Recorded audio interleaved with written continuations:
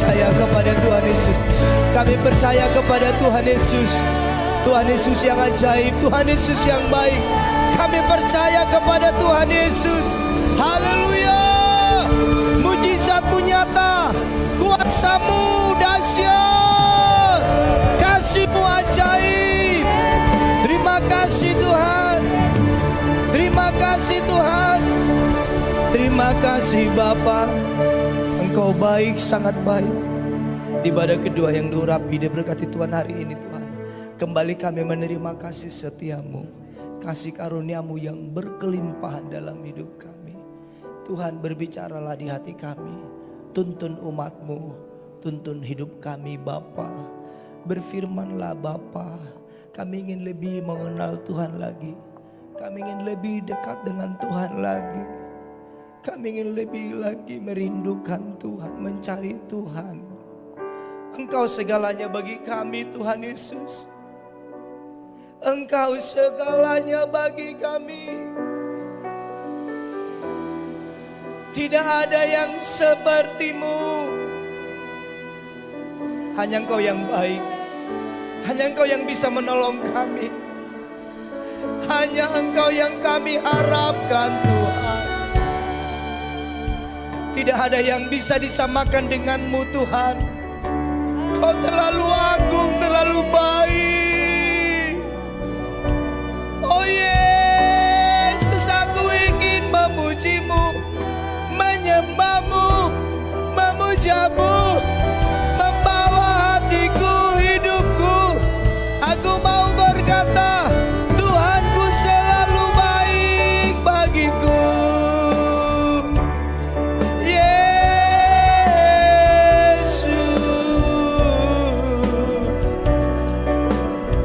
ku tak dapat membalas kasih-Mu, ku tak dapat membalas kebaikan-Mu. Bapa, terima kasih, terima kasih.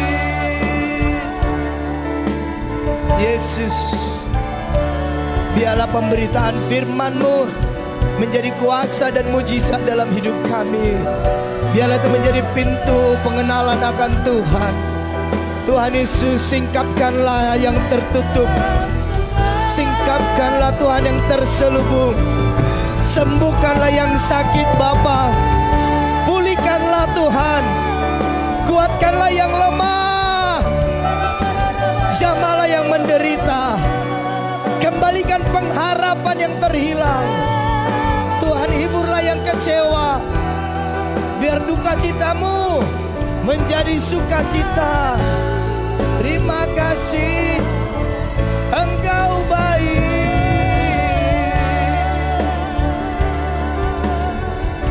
Terima kasih. Oh, terima kasih Tuhan. Terima kasih Bapa. Berkati dan urapilah firman-Mu. Urapilah hamba-Mu Bapa. Terima kasih Tuhan Yesus. Tidak seorang pun yang Tuhan lewatkan siang hari ini. Semua kami akan mengalami Tuhan.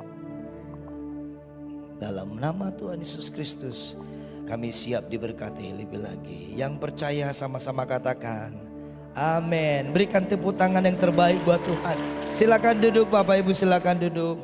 Coba lihat kiri kananmu, lihat saja, puji Tuhan. Oke, salam Bapak Ibu. Ya, saudara baik-baik saja. Puji Tuhan. Tadi pagi saya menyampaikan berkat firman Tuhan tentang tahun Bebet, yaitu tentang Betania, pengurapan Betania. Banyak hal yang dikisahkan di Alkitab yang terjadi di Betania. Tapi yang paling mencolok adalah seorang Maria yang mempunyai hati yang terus mencintai Tuhan. Saya diingatkan Bapak Ibu, Mazmur 25 ayat 14. Bisa gak dibuka nih ayat firman Tuhan ini sebelum nanti kita masuk ke PowerPoint. Mazmur 25 ayat yang ke-14. Baca sama-sama 3, 2, 1. Tuhan bergaul karib dengan orang yang takut akan Dia, dan perjanjiannya diberitahukannya kepada mereka. Ngomong kanan kiri, bergaul karib dengan Tuhan. Berikan tepuk tangan buat Tuhan Yesus Kristus. Luar biasa. Lalu ada fire point-nya di situ yang berkata begini. Dan setelah Tuhan mendapatkan hati Maria, apa yang Tuhan lakukan? Yang kedua yang Tuhan lakukan adalah langsung ke inti masalahnya. Di mana dia kamu baringkan? Si Lazarus sudah dibaringkan 4 hari. Sudah dikuburkan. Kuburannya pakai goa pada zaman itu. Jadi ditutup dengan goa, tidak dipeti mati. Lalu di depan goa itu Yesus berkata kepada mereka, gulingkanlah batu itu. Bisa dibuka firman-Nya. Puji Tuhan. Di sana dikatakan di ayat pertama, di ayat oke, next. Terima kasih buat tim multimedia yang diberkati Tuhan. Next terus. Ini gambarnya. Oke, enggak balik ke atas, kelewatan sedikit. Terus, oke. Yohanes pasal 11 ayat 39 sampai 41. Bapak Ibu, inti dari pergaulan karib Maria dengan Tuhan adalah mendapatkan hatinya. Kalau seseorang sudah mendapatkan hati seseorang, maka apapun yang akan dilewatin akan bisa orang itu bertahan. Waktu dulu saya jatuh cinta dengan seorang wanita yang sekarang jadi istri saya.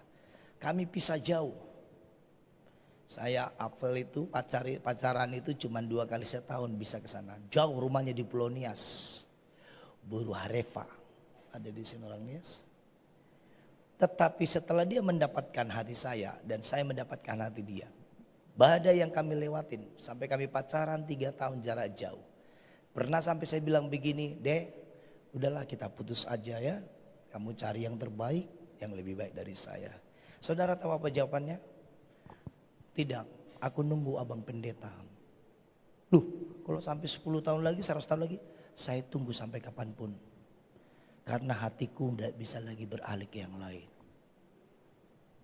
Amin Bapak Ibu. Saya dengar itu tertegun. Wanita itu begitu.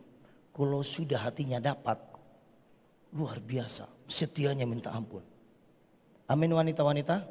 Makanya laki-laki harga itu. Ini sudah setia, selingkuh lagi. Tidak bagus, dosa besar itu. Keteguhan dia membuat saya malu hati. Akhirnya saya pertahankan dia. Dengan banyak tantangan dalam perjalanan. Sampai kami berkeluarga 14 tahun yang lalu. Luar biasa. Setelah Tuhan Yesus mendapatkan hati Maria Bapak Ibu. Maka Tuhan segera menyelesaikan kehidupannya. Yang pertama kita cari adalah Tuhan. Bukan pertolongannya. Karena kalau kita sudah dapatkan Tuhan, maka pertolongan akan datang. Yang percaya katakan amin. Maka Tuhan berkata begini di firman tadi, angkatlah batu itu, dikatakan. Kata Yesus, angkat batu itu. Karena inilah inti masalah Maria dan Marta. Tapi seorang Marta, yaitu saudari daripada Maria berkata, saudara orang yang meninggal itu berkata kepadanya, Tuhan, ia sudah berbau sebab sudah 4 hari ia mati. Sering sekali kita tidak mendapatkan cara Tuhan bekerja dalam hidup kita. Karena kita nggak mengerti cara dia bekerja. Bagaimana Tuhan menghidupkan Lazarusmu dan Lazarusku? Caranya ialah angkat batu itu. Sering sekali waktu kita datang kepada Tuhan membawa masalah kita. Yang pertama diintervensi Tuhan bukan masalah kita. Tapi hati kita yang mengerti katakan amin. Sering sekali kita membawa pergumulan kita kepada Tuhan. Tapi kenapa sepertinya Tuhan sedikit membelokkan cara dia bekerja. Maria dan Marta butuh Lazarus dihidupkan. Tapi Tuhan berurusan dengan batu. Anda mengerti itu? Maria dan Marta membutuhkan bagaimana Lazarus ini sempat bisa ditolong oleh Tuhan. Makanya mereka berkata, Tuhan kalau engkau ada di situ pada waktu itu, saudaraku tidak akan mati. Mereka sudah membuat batasan di dalam dirinya. Kenapa kita sering kehilangan momen Tuhan? Karena kita nggak pernah belajar percaya dan taat terhadap aturan yang Tuhan buat dalam hidup kita. Kita maunya Lazarus keluar. Lalu meledaklah gua itu. Lalu keluar Lazarus. Lalu kita akan bersorak-sorak. Haleluya, Tuhan Yesus itu baik. Tapi cara Tuhan bukan begitu. Cara Tuhan yang pertama, gulingkan batu itu. Saya tidak tahu apakah saudara membawa batu itu sekarang. Dengan cepat saya mau khotbahkan berkat firman Tuhan buat kita. Minimal ada 4 batu itu dalam hidup kita. Sama-sama katakan 4. 4. Yang pertama batu Jeriko. Bisa dibuka firmannya. Ini dia. Batu Jeriko, batu yang tidak bisa dibuka. Jeriko adalah kota yang terakhir yang harus dihancurkan mereka. Kota yang besar. Sebelum mereka masuk ke tanah perjanjian, tanah Kanaan. Mana firmannya? Tetapi lihat, mereka belajar mentaati apa yang Tuhan suruh. Tuhan suruh mereka keliling. Next ke bawah. Terus ke bawah. Terus. Nah ini dia tembok Jeriko. Konon katanya tebalnya ini belasan meter. Tapi sekarang udah gak ada. Nah, malah di kota Jeriko sekarang banyak jualan-jualan aksesoris kalau saudara datang di sana. Nanti langsung di gerbangnya itu disuguhkan buah delima. Itu buah yang dipres, itu sangat enak sekali. Ini tembok Jeriko, tapi Tuhan suruh mereka keliling 6 kali. Lalu hari ke-7 keliling sampai 7 kali. Bisa dimasuk akal enggak? Itu saya bisa bayangkan, itu tentara Jeriko ketawa-ketawa dari atas. Udah gila orang Israel. Karena enggak bisa ditembus ini batu, mereka jadi gila, muter. Jadi tiap hari mereka melihat orang Israel itu muter. Itu enggak masuk akal. Kadang-kadang yang dari Tuhan itu enggak masuk akal. Tapi saya mau beritahu kepada Bapak Ibu. Sering sekali yang tidak masuk akal bagi dunia. Itu hikmat yang terbaik bagi Tuhan. Dari Tuhan. Disuruh keliling. Tapi lihat. Apa cikal bakal ini? Sesungguhnya dikatakan dalam kitab Ibrani. Pasal yang ke-11. Tolong dibuka PowerPoint-nya. Ayat yang setelah gambar tadi. Bisa dibuka? Oh, bisa hilang-hilang ya, nggak apa-apa. Tetap aja dibuka PowerPoint-nya terus supaya nggak hilang-hilang. Ya, baca sama-sama Ibrani pasal 11 ayat 30 sampai 31. Karena iman maka runtuhlah tembok-tembok Jeriko setelah kota itu dikelilingi 7 hari lamanya.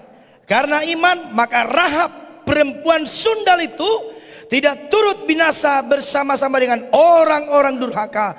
Karena ia telah menyambut pengintai-pengintai itu dengan baik. Apa yang ada dalam batu hidup kita sehingga mujizat itu yang tidak terjadi? Batu kemustahilan. Yang kita menurut kekuatan kita gak bisa ditembus. Tapi lihat bagaimana cara nembus batu ini. Cuman satu caranya. Tembus dari dalam. Pak Pendeta nggak salah, ini paradoks. Bagaimana kita bisa nembus dari dalam? Nembus dari luar aja nggak bisa. Tapi sebelum tembok Jeriko hancur berkeping-keping, saudara tahu apa yang Tuhan tanam melalui Joshua dan Israel? Dia tanam iman di dalam. Bus. Dia kirim pengintai. Pengintai itu membicarakan firman Tuhan dan Rahab mendengarkan. Rahab itu seorang PSK, seorang pelacur. Tapi dia bertobat, dia dengarkan bahwa ada bangsa yang Allahnya Tuhan, Allah Israel yang sedang menuju. Dia dengar tentang itu. Makanya dia mulai mengalami Tuhan dalam hidupnya.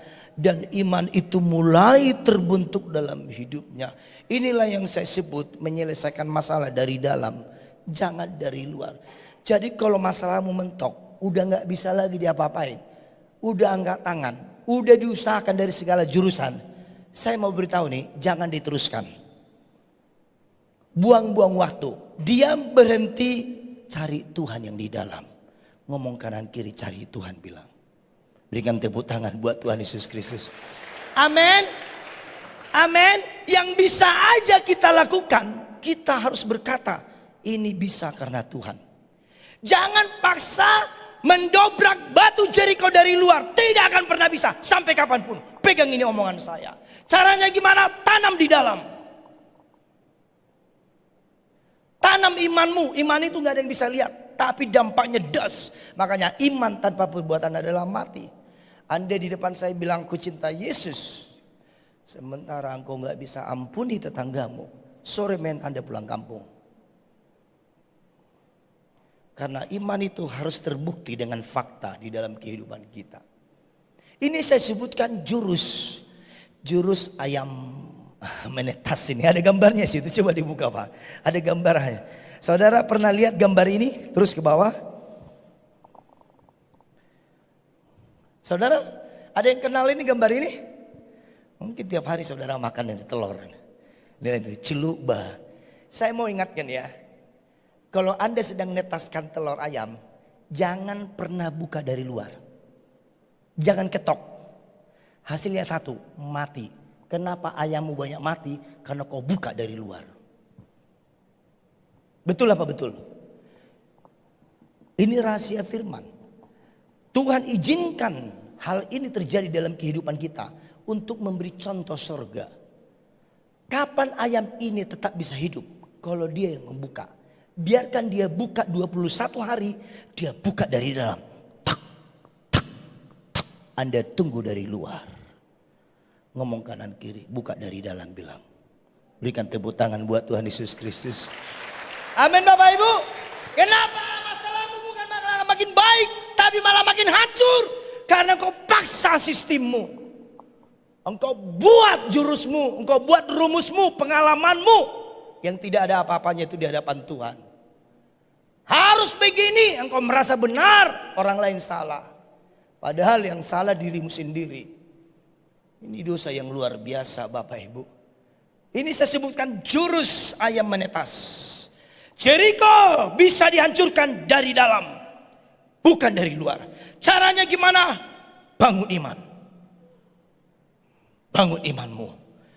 Maka itu nanti akan terbentuk sendiri. Yang mengerti katakan amin. Yang kedua Bapak Ibu, ada batu yang disebut batu penghakiman. Ada gambarnya? Ya, tim multimedia yang diberkati Tuhan. Hari itu seorang perempuan ketahuan kedapatan berbuat dosa. Dan dia dibawa, dirembah di depan Tuhan Yesus. Dibawa oleh pendeta-pendeta, kalau zaman sekarang ahli-ahli Taurat, orang Farisi. Yang selalu pegang kitab Taurat Musa. Yang selalu ada di gereja, yang selalu melayani. Dibawa ini perempuan dengan batu di tangan. Mereka berkata kepada Tuhan begini. Coba ayatnya di bawah. Tuhan, menurut hukum Musa, wanita yang begini harus dilempari batu sampai mati. Itu hukum Musa. Karena kalau ketahuan berbuat zina, ditangkap, harus dilempari batu sampai mati. Bayangkan saat itu, apa yang paling diinginkan wanita ini? Cuman satu. Bagaimana dia bisa lepas dari posisi itu? Dan dia ada di posisi yang mustahil. Tidak mungkin dia lepas. Karena jawaban hanya ada dua. Tuhan bilang silakan lempar wanita itu. Karena itu hukum Taurat. Gak mungkin aku lawan hukum Taurat. Berarti dia bukan Tuhan yang mengasihi. Untuk apa aku jadi Kristen capek-capek melayani setengah mati? Kalau aku tahu Tuhanku bukan Allah Maha Pengasih. Lebih baik aku murtad. Tapi aku masih percaya sampai sekarang. Yesusku adalah Tuhan Bapa yang Maha Kasih. Itu yang membuat aku bisa tetap bertahan mengikuti dia. Sejak Tuhan memanggil aku jadi hamba Tuhan. 22 tahun yang lalu. Di sebuah ibadah yang sederhana. Sampai hari ini panggilan itu gak akan pernah hilang dari hidup saya. Tapi yang kedua, jawaban Tuhan. Kalau dia berkata begini, jangan, kasihan wanita ini. Kamu gak tega ya? Ini wanita loh, ibumu wanita. Kau mau lempari batu? Berarti Tuhan melanggar hukum Taurat. Dari yang dua ini adakah jawaban yang lain? Tidak ada. Tapi memang Tuhan adalah Tuhan. Tuhan punya jawaban atas setiap pergumulan yang tidak ada jawaban. Saudara tahu apa jawaban Tuhan? Coba next ke bawah. Tetap dia pilih dari yang dua ini satu. Terus ke bawah Tuhan berkata begini. Oh ya, ini dia. Ayat ke-7. Ketika mereka terus menerus bertanya kepadanya, ia pun bangkit berdiri lalu berkata kepada mereka, barang siapa di antara kamu yang tidak pernah berbuat dosa, hendaklah ia yang melemparkan batu yang nomor satu kepada wanita ini. Apakah tetap dia pilih satu? Dia pilih satu. Dia cuma tambah sebuah kebenaran. Silakan lempar. Memang itu hukum Taurat. Tapi ingat ya, yang pelempar pertama batu nomor satu. Jadi saudara tahu, dengar itu, mereka udah semangat nih, udah tinggal lempar nih. Apa dibilang? Lempar katanya. Tunggu dulu, lihat dulu batumu nomor berapa. Dilihat, batu nomor 100. dosaku 100. Dia lihat lagi, batumu berapa? Batu nomor 5. Batumu berapa? Nomor 2. Batumu berapa? Nomor 3. Coba cari batu nomor 1. Enggak ada yang punya batu nomor 1. Dan sementara wanita ini mempunyai sebuah kekuatan dalam hidupnya. Wanita ini langsung bertobat. Lihat, di saat detik seseorang bertobat kepada Tuhan, maka kekuatan yang baru akan datang dari Tuhan. Yang mengerti katakan amin. Saudara tahu, saya mau beritahu rahasia firman ini. Saudara tahu di mana kekuatan wanita ini? Dosanya? Mana mungkin dosanya kekuatannya. Di mana kekuatannya? Di sini. Lihat ini. Ngomong sama-sama mulut. Ini kan tahun P-bet. P itu mulut. Kekuatan wanita itu di mulut. Dia tidak bersuara satupun. Dia tidak membela diri. Dia bisa buat pembelaan dirinya. Dia bisa berkata begini, kenapa kalian tidak peduli mengerti keadaanku? Aku terpaksa melakukan itu karena beras di rumah sudah nggak ada. Anakku 10, besok uang sekolah harus dibayar. Aku terpaksa melakukan dosa itu. Saya mau beritahu Bapak Ibu, dosa is dosa. Walaupun tujuanmu sebaik selangit pun, kalau caranya salah tetap dosa. Yang mengerti katakan amin. Anda korupsi untuk nolong orang miskin, dosa di hadapan Tuhan. Lebih baik kau bekerja keras, apa yang ada bantu dia. Tapi wanita ini tidak memberikan pembelaannya. Itulah kekuatan manusia sebenarnya, salah satunya. Engkau menyerahkan semuanya ke dalam tangan Tuhan. Kalau engkau tahu Tuhan sudah ada dalam hidupmu, serahkan semuanya ke dalam tangan Tuhan. Dan jangan banyak ngomong, jangan ajarin Tuhan. Tadi pagi saya bilang, jangan pernah kasih nasihat sama Tuhan. Karena nasihatmu gak pernah ada yang benar. Yang mengerti katakan amin. Tapi terimalah nasihat dari Tuhan. Kita aja melakukan nasihat Tuhan itu udah sulit setengah mati. Apalagi kita mau sok merasa benar. Menasihatin Tuhan dalam hidup kita. Waktu drama itu terjadi. Itu fakta reality drama. Dimana batu-batu itu siap dihujan. Tapi satu batu pun tidak ada yang jatuh. Akhirnya wanita ini. Saya mau beritahu Bapak Ibu. Kalau satu hari saudara pernah mengalami seperti wanita ini. Sudah gak ada lagi jalan. Dan sudah di depan mata batu penghakiman akan dilemparkan. Cuman satu yang Anda lakukan. Jangan banyak bicara, duduk diam di kaki Tuhan. Biarkan Tuhan yang bekerja. Yang mengerti katakan amin. Kita manusia ini terlalu latah dengan mulut dan tangan. Kita tergopoh-gopoh, tergesa-gesa, gerasa krusuk. Sudah mau datang debt collectornya bagaimana itu? Saya bisa ingat. Saya kesaksian ini tentu karena saudara tidak pernah kenal siapa abang saya. 2 bulan yang lalu dia mendapatkan masalah yang besar. Mobilnya dilarikan orang. Sementara dia harus membayar denda ke leasing berbulan-bulan. Dia telepon saya menangis. Saya bilang berdoa. Jangan dulu lah deh, ngomong berdoa dulu. Berdoa. Ya gimana ini caranya mobilnya? Berdoa. Dengan begitu, abang tahu kan sekarang abang mau pergi kemana? Mau ngelapor kemana? Mau cari kemana itu mobil? Mau lapor Pak Jokowi. Pak Jokowi sibuk. Paling 20 tahun lagi bisa dijumpai sama abang. Kalau udah kayak gini, manusia itu begitu. Waktu belum ada masalah besar, hidupnya ngepongah. Dengan Tuhan itu apa adanya. Mau makan doa sebentar. Ke gereja datang sebentar, buru-buru. Kok lama kali pendeta itu kok ya? Aduh aku mau ngurus ini lagi. Itu manusia itu begitu. Tapi kalau udah kepepet, apapun mau dilakukan. Abang mau sekarang 2 puasa? Ya aku coba lakukan deh. Mau baca Alkitab? Iyalah saya bacalah beberapa ayat dulu. Jangan 3 pasal baca. Pertolongan Tuhan dalam 2 minggu. Tuhan tolong dia step by step. Memang mobilnya belum dapat. Tapi hatinya sudah didapatkan oleh Tuhan. Amin Bapak Ibu. Sebulan yang lalu. Istri saya hampir 2 minggu. Matanya bengkak terus tiap hari. Kenapa? Nangis.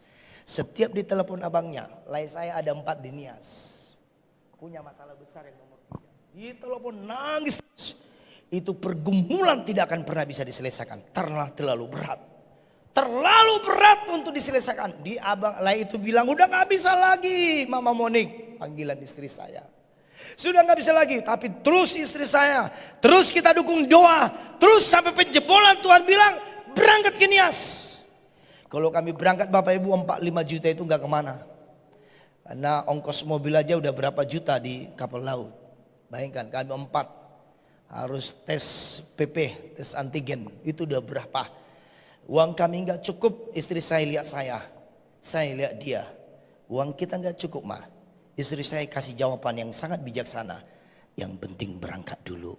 Masalah balik nanti ke sana urusan belakangan. Wih, kayak dia yang pendeta Bapak Ibu. Jadi kita berangkat dengan uang segini. Iya, cukup punya wanita itu hebat. Ngomong sama-sama wanita itu hebat. Ya, makanya ya suami-suami itu di sampingmu itu ada makhluk yang hebat. Jangan sok jago. Luar biasa. Cuman kalau bersihkan atap jangan suruh istrimu. Kalau enggak ganti pakai rok Bapak Ibu. Ya. Tapi itu makhluk hebat. Istri saya bisa bilang gitu. Loh kita ngapain di sana? Disuruh Tuhan hanya doa. 3 kali buat terobosan doa. Oh my God. Kami enggak beritahu keluarga di kampung. Karena orang tua kami sudah meninggal. Bapak mertua saya, mama mertua udah meninggal. Jadi lai-lai saya ini kalau ada apa-apa terus ngadu sama kami. Padahal si adean sebenarnya istri saya. Karena istri saya putri satu-satunya dari 5 bersaudara. Itu udah nangis terus.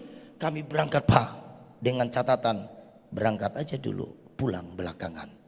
Loh terserah Tuhan. Ini luar biasa. Kita berangkat Bapak Ibu. Luar biasa. 3 kali kami buat terobosan. Itu saya bisa lihat orang ya. Saya nggak ngomongin lah keluarga saya. Lihat orang tiap doa itu langsung berlutut begini. Dalam hati saya rasain sekarang. Baru tahu siapa Tuhan itu. Selama ini engkau bermain-main dengan Tuhan. Nangis setiap doa. Kami bawa pujian penyembahan. 3 kali kami buat doa terobosan. Luar biasa Bapak Ibu. Saya mau beritahu. Persoalan Laisa itu selesai dalam 5 hari.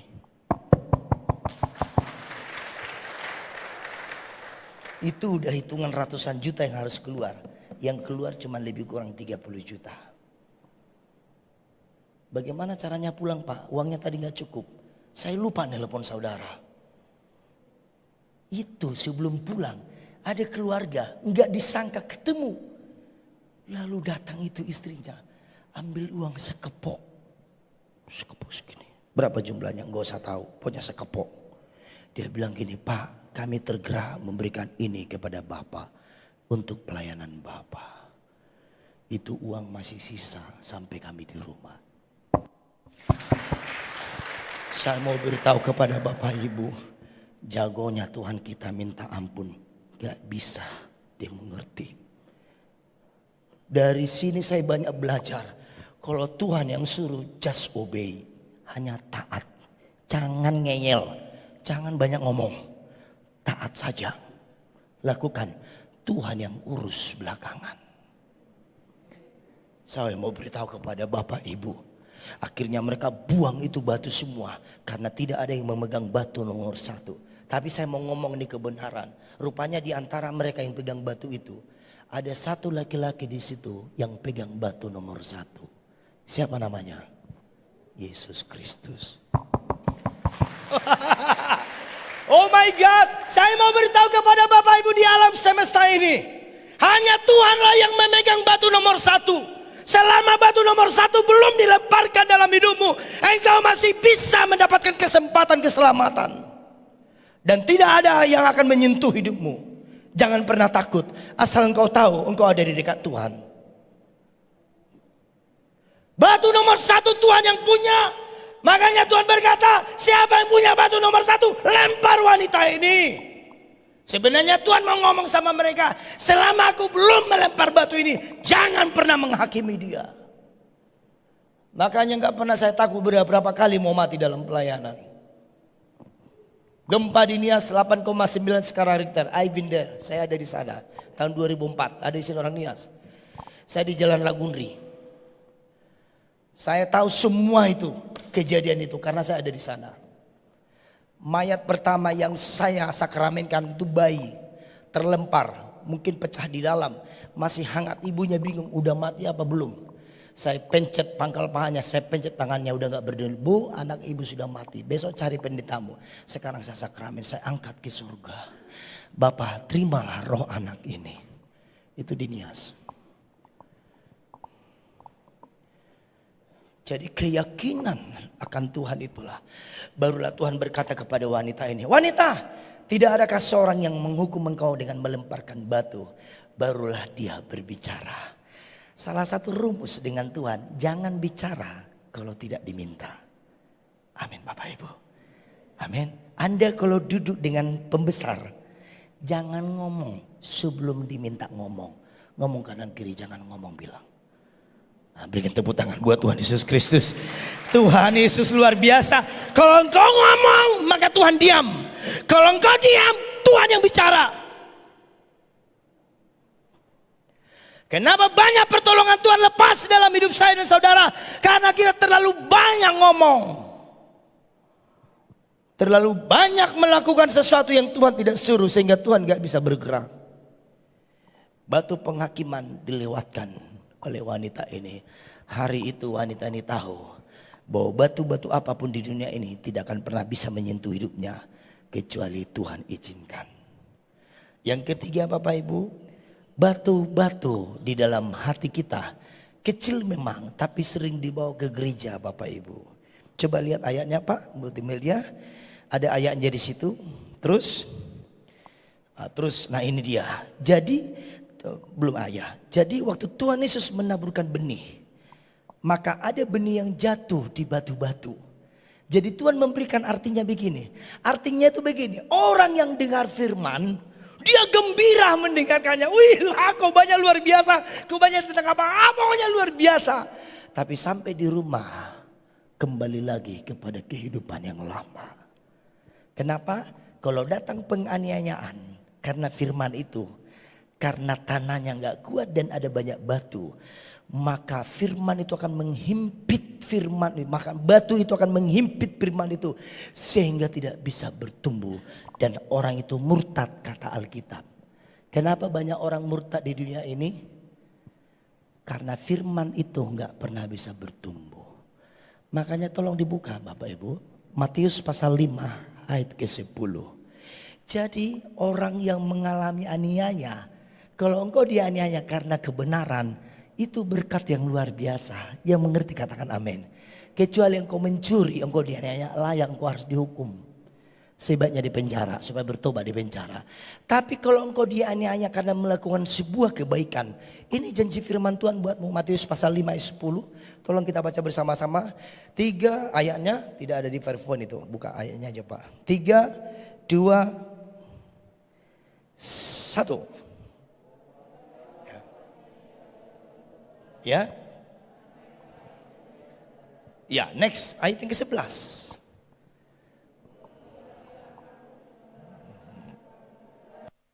Ya. Ayat yang berikutnya satu lagi.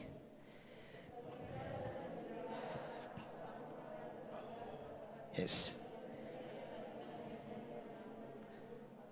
Amin.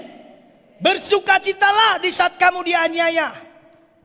Justru di saat kamu dianiaya karena kebenaran, maka Tuhan akan membuat mujizat dari kehidupanmu. Itu batu-batu yang harus dilakukan. Justru waktu kau diejek, difitnah, dianiaya, tetap lepaskan kebaikan. Kalau orang dunia bilang, kalau dilempar batu katanya dibelas pakai lempar pakai pisang katanya. Dilempar pakai pisang yang lembut-lembut. Ini direkam ya Pak ya, tapi nggak apa-apa, mungkin nggak ada yang dengar tetangga saya. Saya punya tetangga luar biasa. Beberapa bulan yang lalu saya punya anjing, namanya Caleb. Caleb dari bahasa Kaleb. Kaleb itu artinya teman Musa, artinya setia, faithfulness. Jadi ini anjing aduh cantik luar biasa. Tapi sekarang sudah gak ada Bapak Ibu. Dia masih kecil waktu itu. Lalu kenapa dia suka main ke tempat tetangga? 2 rumah dari rumah saya. Lalu si Caleb ini dia main ngol gitu. Lalu dia cium pagarnya. Entah kenapa pula dia suka mencium pagarnya orang itu. Lalu dia cium ban keretanya. Datang ibu itu dari dalam. Keluar gitu ya anjingnya. Lalu si Caleb terkejut dengar suaranya. Dia lihat, oh bukan ibunya, maksudnya bukan istri saya. Oh ini lain wajahnya katanya. Dia lari. Istri saya di rumah, saya lagi di luar. Di WA istri saya, Pak itu tetangga lagi maki-maki. Enggak berhenti. Saudara tahu berapa lama maki-maki? 15 menit lebih.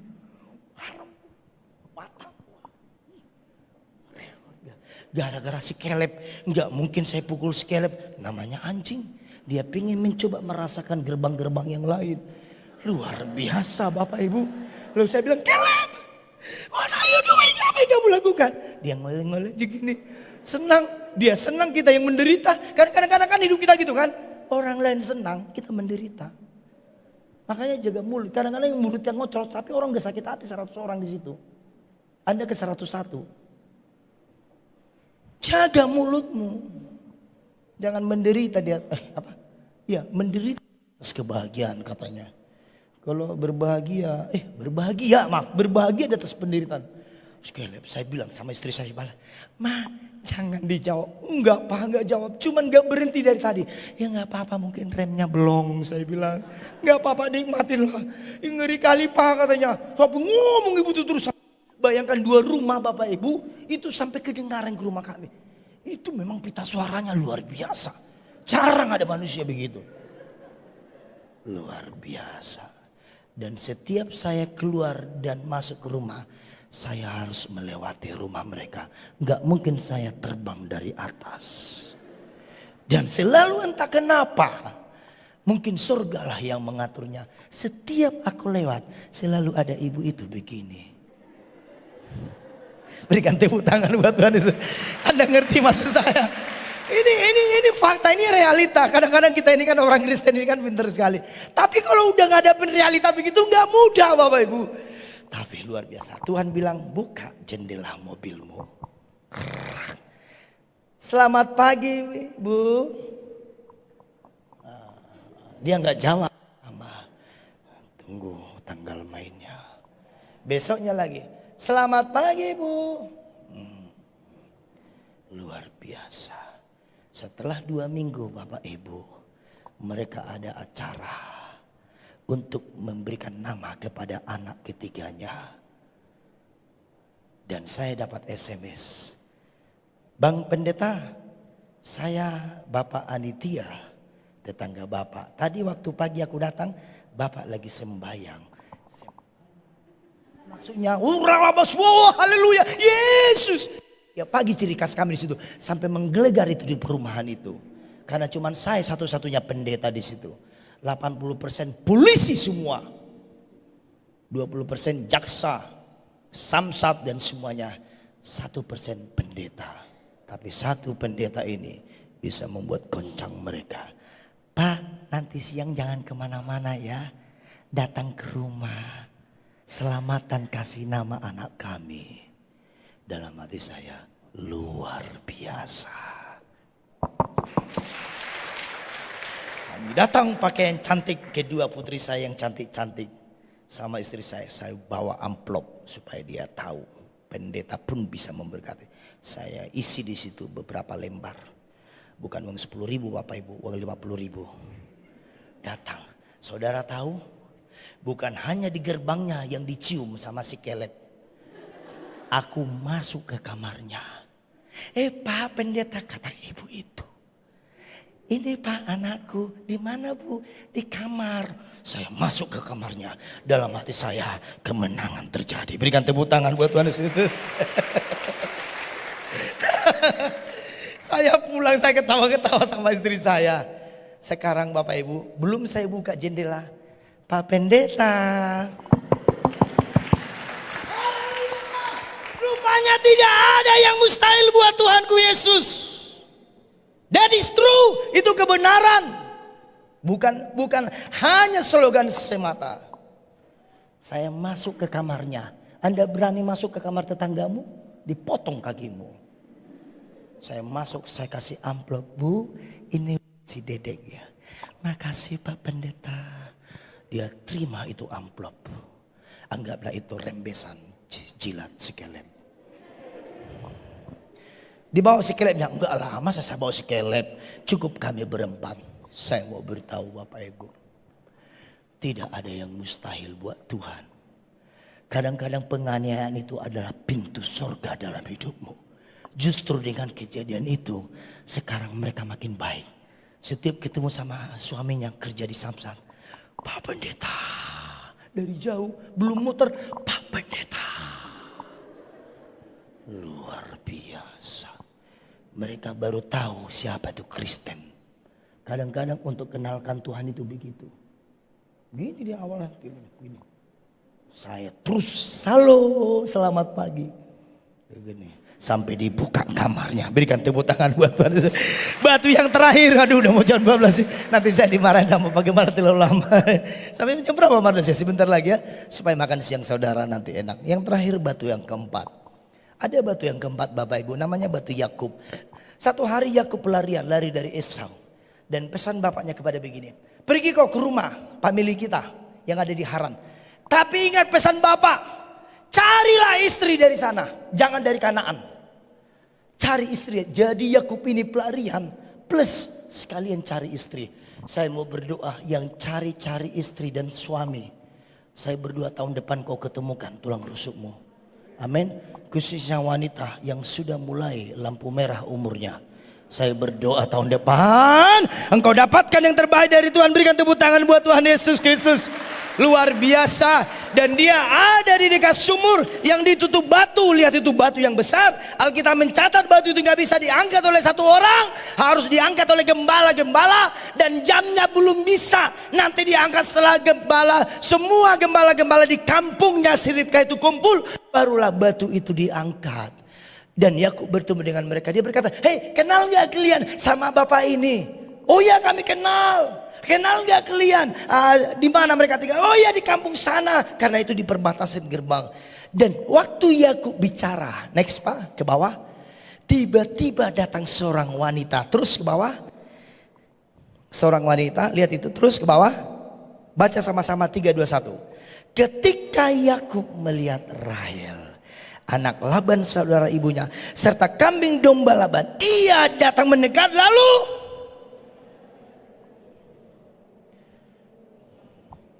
sesuatu yang tidak biasa terjadi di saat hati ini jatuh cinta.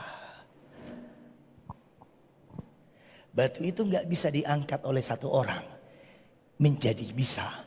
Karena waktu Yakub melihat Rahel, dia langsung jatuh cinta. Baca ini firman baik-baik. Kapan batu itu diangkat? Setelah dia melihat Rahel. Kalau engkau cinta kepada Tuhan, maka tidak akan ada pernah berat untuk memberi buat Tuhan. Kalau engkau cinta kepada Tuhan, maka pelayanan bukan rutinitas. Pelayanan adalah persembahan penghormatan. Aku dilayakkan Tuhan untuk melayani. Kalau untuk masalah capeknya, saya harus bangun jam 4 pagi setiap hari. Jam 5, kadang-kadang telat setengah 6 sesekali. Dan saya sudah lakukan itu bertahun-tahun. Kalau bukan karena cinta, aku lebih baik ngikutin bantal guling dan AC di kamarku. Aku bisa tidur ngorong. Tapi karena cinta, saya harus keluar dari tempat tidurku. Tadi pagi jam 4 lewat.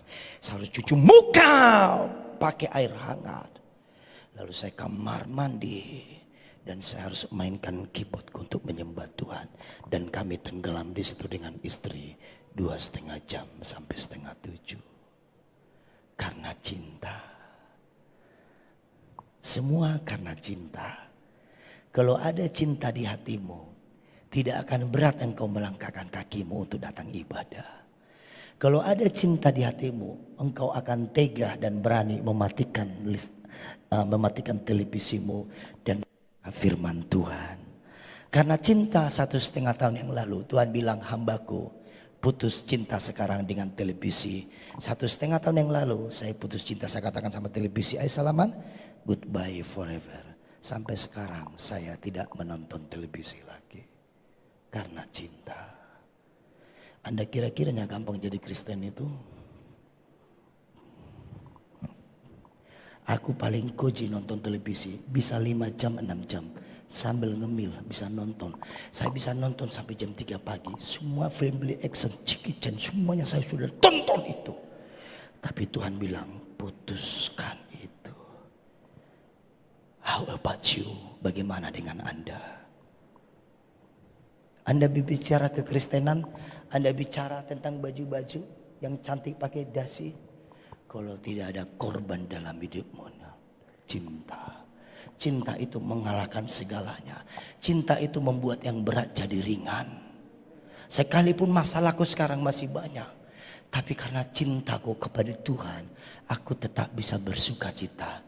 Jemaat-jemaat selalu berkata begini sama pengerja, sama diaken, Pak Gembala ini mukanya kok gitu terus ya, kayak nggak ada masalah. Saya bilang, ayo buka-bukaan, siapa yang paling banyak masalah? Tapi kenapa muka Bapak bisa begitu dibuat-buat? Tidak. Memang ini aslinya. Amin Bapak Ibu. Saya mau cerita sedikit, saya tutup. Ada gambarnya ya Pak ya. Tolong dibuka Pak. Dasran Manji. Oh my God. Ya, Dasran Manji. Oh ini dia. Kisah nyata. Baru meninggal 2007 yang lalu. Baru meninggal. Dan dia diabadikan menjadi mountain man. Yaitu pria atau manusia. Dia dijulukin sama Perdana Menteri India. Di satu desa di kasta yang paling rendah. Desa mereka itu ditutupin oleh bukit batu yang besar sekali. Sehingga kalau mereka ke kecamatan harus berjalan berapa? 70 kilometer. Harus mutarin itu bukit batu. Dia punya istri yang cantik dan manis dan sangat dia kasih. Satu hari dia kerja di balik bukit itu, istrinya datang mengantarkan makanan dan minuman. Istrinya terjatuh, terluka kakinya dan infeksi. Dan dia membawa istrinya ke rumah dalam keadaan sekarat. Dia lihat, istriku, kenapa kamu yang sakit? Kenapa bukan aku? Sabar, aku akan panggil dokter. Dia panggil dokter ke balik bukit itu. Berapa jauh Bapak Ibu? 70 km. Berarti PP berapa? 140 km. Dia balik. Luar biasa. Istrinya sudah mati.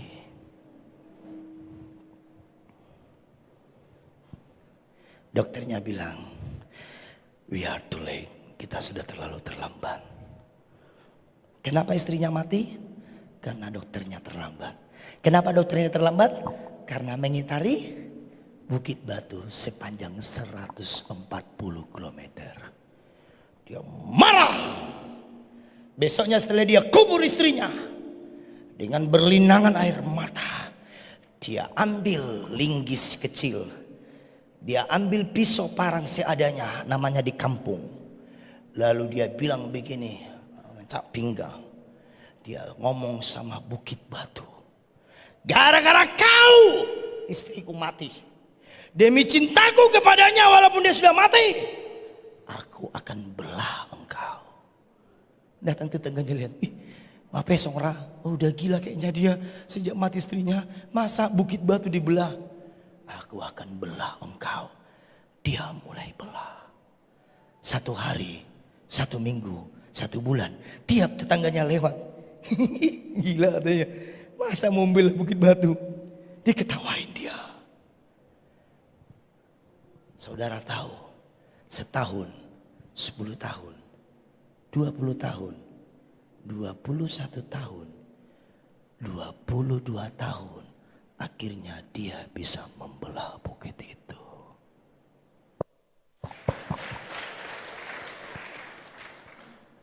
Cinta mengalahkan yang tidak mungkin. Demi cintanya kepada istrinya, dia nggak mau terjadi begitu sama orang lain dan tetangga-tetangganya. Dia belah bukit batu itu menjadi fenomena di India bernama Dasrat Manji. Cinta membuat ketekunan itu bersinar. Cinta membuat kesetiaan itu sampai di finish. Sekarang itu bukit bisa dilalui oleh mobil dan motor dan kereta saudara. Kapan-kapan kita di sana nanti lewat. Kalau mau masuk kita ke Delituana Morambe, kita lewat sebentar dari situ. Kita lihat itu Bukit Batu. Saking megahnya realita story ini. Next. Maka difilmkanlah di bioskop. Saya sudah cari di bioskop. Rupanya karena sudah terlalu lama tidak ditayangkan lagi di Indonesia. Akhirnya saya copy pastelah sedikit dari YouTube. Difilmkanlah ini Manji. Masih ada ya orang yang begini di alam semesta ini. Bagaimana dengan Anda? Ada Bukit Batumu? Aturan 70 km. Sekarang nggak nyampe lagi 3 km. Cuma lebih kurang 1 km sekarang bisa dipintas orang. Hanya karena cinta. Mari kita bangkit berdiri bersama-sama. Pulanglah dengan membawa cinta Tuhan hari ini dalam hidupmu. Amin. Tidak ada yang mustahil buat Tuhan. 70 km masalahmu yang tidak bisa diselesaikan, Tuhan bisa pintaskan menjadi 1 km. Asal engkau lakukan itu dengan cinta. Apapun itu di hadapanmu. 22 tahun. Tapi sayang dia udah sempat mati karena kanker. Kalau tidak kita mungkin bisa jumpa satu hari dengan dia. Saya akan bertanya kalau jumpa sama dia. Kenapa kamu begitu cinta kepada istrimu. Sehingga engkau mampu melewati 22 tahun. Rumah tangga yang sudah mulai kering. Rumah tangga yang sudah mulai redup lampunya. Nyalakan kembali dengan nyala cinta. Hanya itu yang bisa menyelamatkannya. Amin Bapak Ibu. 2 minggu yang lalu kami ulang tahun perkawinan HWA. Saya baru ingat, saya tidak pernah marah 1 kali pun dengan istri saya. 1 kali. 2 kali terlalu banyak. Selama 14 tahun. Ada miskomunikasi? Ada. Tapi yang besar dikecilkan, yang kecil dihabisi. Lalu apa yang terjadi dalam rumah tangga Bapak? Yang banyak adalah tertawa dan menangis di kaki Tuhan. Kalau Bapak bisa-bisa, kamu pun bisa. Kalau saya bisa, Anda juga bisa. Karena kita punya Tuhan yang sama. Angkat tanganmu kepada Tuhan. Tuhan Yesus yang baik. Hamba-Mu sudah menyampaikan apa yang bisa hamba-Mu sampaikan. Biarlah cinta itu ada dalam hati kami. Kami mau mencintai Tuhan lebih lagi. Biarlah cinta kasih-Mu itu Tuhan, yang Kau buktikan di kayu salib, membuat itu terjadi dalam hidup kami.